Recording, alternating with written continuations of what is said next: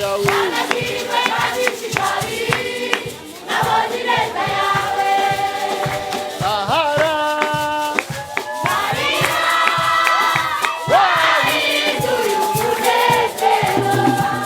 Akuna akanyamuneza karanze amasengesho yo ku munsi w'Imana igenekerezo rya 29 Rusama uno mwaka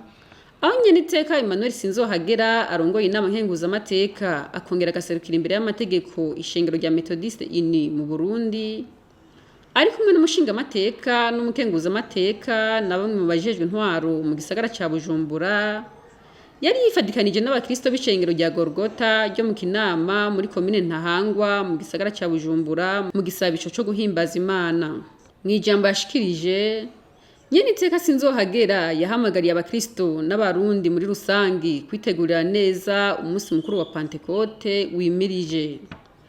Yaciye abahimiriza kubandanya bubahiriza ingingo zijanye no kwirindikiza coronavirus hamwe n'ikiza cy'inyonko yo mu kiyaya ca Rift kimaze imisi cibonekeza ku gitungwa c'inka kandi gishobora kwandukira n'abantu.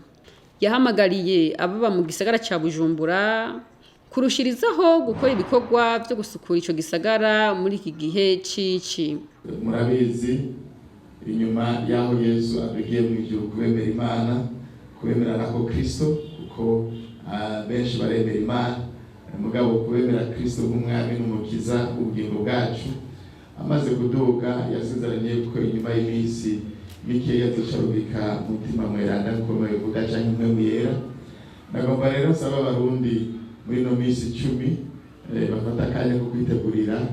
gusubira kwakira iyo umwe yera mutima mweranda mu bugingo bwabo kugira ngo adushoboze kubandanya urugendo rero bitubere akanya keza wintumwa dace zigenda ziriherera zibandanya zisenga iyi misi dusigaranye uko tuzohimbaza canke twibuke igihe w'Imana yatangwa ku munsi w'Imana iyi misi isigaye abarundi bafata akanya ko gusenga kugira ngo baze bakire iyo mpemwera w'Imana kugira ngo atubere ko kumufasha mu rugendo atubere umufasha mu byo dukora kugira ngo ku munsi w'Imana turiko duhimbaza umunsi mukuru natwe mpemu w'Imana azoze abane natwe ahindure ubugingo bwacu atugire bashasha atugire bazima aduhe inkomezi adushoboze mu bikorwa twihaye nk'abarundi byo kuzana iterambere byo gukora kugira ngo tugwize umwimbu ni umufasha nyene adufasha no gukora ivyo byose rero kaze kabe iyinga itubera akaryo ko kwegera Imana kugira ngo nanone ku munsi w'Imana nitwa turahimbaza ya munsi mukuru natwe bizigende neza. Kigira kabiri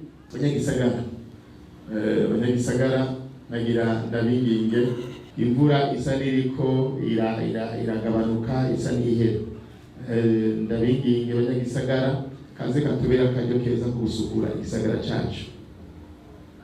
katubera akaryo keza ko gusukura igisagara cacu k'imvura igiye kugabanuka imifurege yose dufate akanya ntihazagire uwa gatandatu n'umwe dufisha ubusa ahubwo ku munsi wa gatandatu abenegihugu bazinduke kugira ngo dusibure imiserege yose iricize rihere twamaze gusibura imiserege yose hasa neza